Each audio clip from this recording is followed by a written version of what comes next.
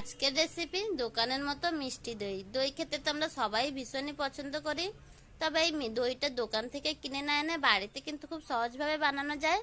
আজকে সেই দই রেসিপিটি শেয়ার করছি, আশা করছি আপনাদের সবার ভালো লাগবে। প্রথমে একটা চিনির ক্যারামেল বানিয়ে নেব। আমি এখানে মিষ্টি দিয়ে তৈরি করছি, তবে এই দইটা কিন্তু গুড় অথবা চিনি দিয়েও বানানো যায়। প্রথমে লো ফ্লেমে এখানে চিনির একটা ক্যারামেল বানিয়ে নিতে হবে। আর চিনির ক্যারামেলটা বানানো হয়ে গেলে দিয়ে দিচ্ছি এখানে হাফ লিটার দুধ। হাফ লিটার দুধ দিয়েছি, আপনারা চাইলে কিন্তু এখানে 1 লিটার দুধ দিয়েও বানিয়ে নিতে পারেন। হাফ লিটার দুধ দিয়ে খুব ভালো করে মিশিয়ে নিচ্ছি, আর এভাবে জাল করে একটু ঘন করে নিতে হবে। আর আজকের দই রেসিপিটি কিন্তু ওভারনাইটও কিন্তু রাখার প্রয়োজন পড়বে না, মাত্র 1 ঘন্টাতেই তৈরি হয়ে যাবে। তো এভাবে জাল করে করে হাফ করে নেব, আর সাইডে থেকে লেগে যাওয়া দুধগুলো মিশিয়ে নেব দুধের মধ্যে। এভাবে ফোটাতে থাকবো। তারপরে এখানে আমি দিয়ে দিচ্ছি 100 গ্রাম গুঁড়ো দুধ।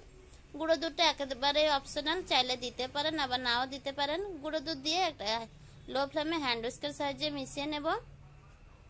আর এভাবে হাই ফ্লেমে মিশালে কিন্তু হবে না, গুঁড়ো দুধ দিয়ে কিন্তু লো ফ্লেমে ভালো করে মিশিয়ে নিতে হবে। দুধের মধ্যে অল্প পরিমাণে একটু গুঁড়ো দুধ মিশিয়ে দিলে খেতে কিন্তু ভীষণই ভালো হয়, আর দুধটা জলদি ঘন হয়ে আসে। তো এভাবে গুঁড়ো দুধটা খুব ভালো করে মিশিয়ে নেব এবং ঘন করে নেব। তো দেখুন দুধটা কিন্তু আগের থেকে অনেকটাই ঘন হয়ে এসছে। এভাবে আরো কিছু সময় পর্যন্ত রান্না করে নেব। আবার দুধটা আরো 2 মিনিট পর্যন্ত রান্না করে নিয়েছিলাম। এবার দুধটা অনেকটাই ঘন হয়ে গিয়েছে। গ্যাসের ফ্লেমটা বন্ধ করে দেবে। এবার দুধটা ঠান্ডা হওয়ার জন্য অপেক্ষা করব, কারণ গরম দুধের মধ্যে কিন্তু দই দিলে দইটা কেটে যাবে। তো এভাবেই দেখে নিতে হবে। আমি এখানে 10-15 মিনিটের জন্য ঠান্ডা হতে রেখে দিয়েছিলাম।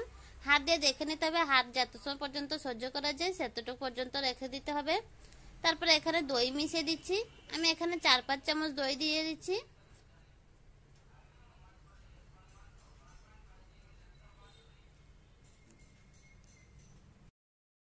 এবার দুধের সাথে দইটা খুব ভালো করে মিশিয়ে নিতে হবে। সেই জন্য একটা হ্যান্ড উইস্কার নিয়েছি, আর হ্যান্ড উইস্কার সাহায্যে কিন্তু খুব ভালো করে মিশিয়ে নিতে হবে। দুধটা খুব ভালোভাবে মেশানো হয়ে গিয়েছে। এবার একটা আমি মাটির পাত্র নিয়ে নেব।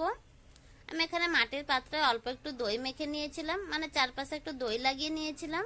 এবার দুধের মিশ্রণটা সবকিছু মাটির পাত্র নিয়ে নিয়েছি। আমি এখানে মাটির পাত্র নিচ্ছি, আপনারা চাইলে কিন্তু স্টিলের পাত্রও নিয়ে নিতে পারবেন। এবার একটা কড়াই বসিয়ে দিয়েছি, কড়াইতে জল গরম হয়ে গিয়েছে। এবার 10 মিনিটের জন্য স্টিম করে নেব। আর এভাবে দই রেসিপিটি বানালে 1 ঘন্টার মধ্যে তৈরি হয়ে যায়। তো 10 মিনিট রেখে দিয়েছিলাম। 10 মিনিট পর 1 ঘন্টা ফ্রিজে রেখে দিয়েছিলাম। 1 ঘন্টা পর আপনাদেরকে দেখিয়ে দিচ্ছি। তো দেখুন দইটা কিন্তু খুব সুন্দরভাবে জমে গিয়েছে। আর দইয়ের রেসিপিটি ভালো লেগে থাকলে বাড়িতে অবশ্যই ট্রাই করে দেখবেন।